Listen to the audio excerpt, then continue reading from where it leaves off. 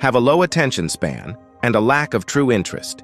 You need to either remove or strongly limit your distractions.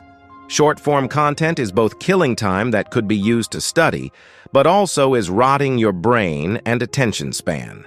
Academic perfection requires concentration. You will also need few distractions. If you'd like to study at home or in your room, limit what can distract you. An excessive amount of posters, electronics, or any form of distractions must go. Turn your phone fully off and keep it in a separate room.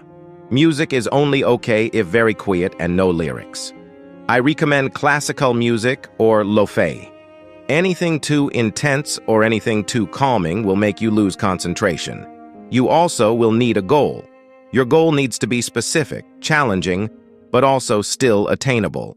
Something like, I want to have academic intelligence like Ayanojou is way too broad. Think. What subjects? How will you do it? At what stage will you reach mastery? Next up, lectures. Even if you are only in high school, you likely will have some sort of lectures by your teachers, where they explain the content for you to learn.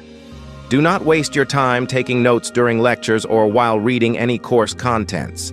Save that until afterwards. The problem with note-taking in class is you are too focused on whatever it is you're writing that you are unable to truly understand or pay attention to what your teacher is saying. Take the time during lectures to genuinely understand what your teacher is saying.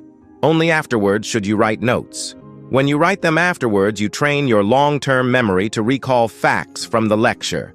So when the lecture is over, go home and write a sheet of notes of everything discussed in the lecture. Then if you are smart, you would have used the Voice Memos app on your phone to record the entire lecture and use that to write an actual full sheet of notes. This way, you're learning and pushing it into your long-term memory, but with a recording of the lecture, you're also able to make sure you don't miss anything. After the notes are complete, review them every day. You need to fight the struggle of memorization by drilling it into your mind every single day. Secondly, be smart about your studies. It is better to study in a smart manner than an intensive manner. Use the Pomodoro technique.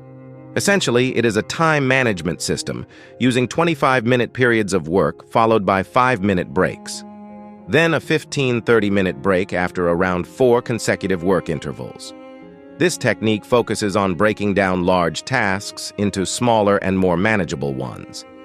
Ultimately, it allows you to focus better and spread out your productivity levels throughout the day. At nighttime, under no circumstances should you stay awake on TikTok or video games. You need at least 8 hours of deep sleep.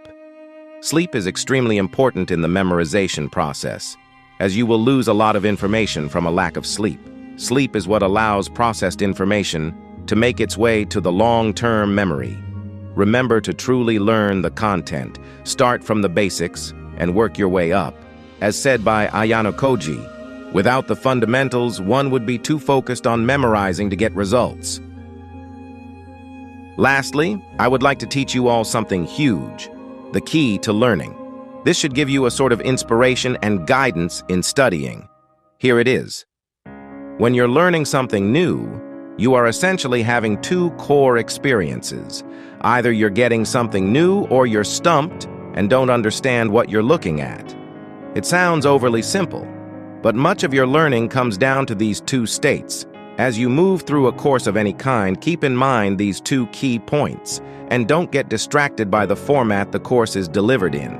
For example, your goal is never to watch 3 videos, but to actually extract the big idea from each of those videos, understand them, and process them in a way that makes sense for your unique goals. So, as you learn, whenever an idea clicks with you and you have a moment of insight and understanding, write it down.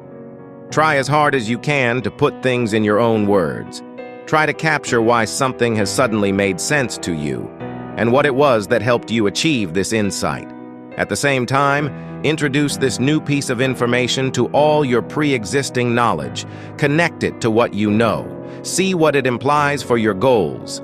These aha moments may or may not coincide with what the course curriculum is telling you is significant, however. The other thing is to note when the opposite happens. When you're completely confused and uncomprehending, note this down too. This part is more important. The way you deal with this point of confusion is crucial for how much you ultimately learn. Write down questions that you don't have answers to. As best you can, try to identify what you're missing or what doesn't come together for you. Try to find exactly the point at which you lose the thread. Mark it down. You can return to this later when you have figured out the answer.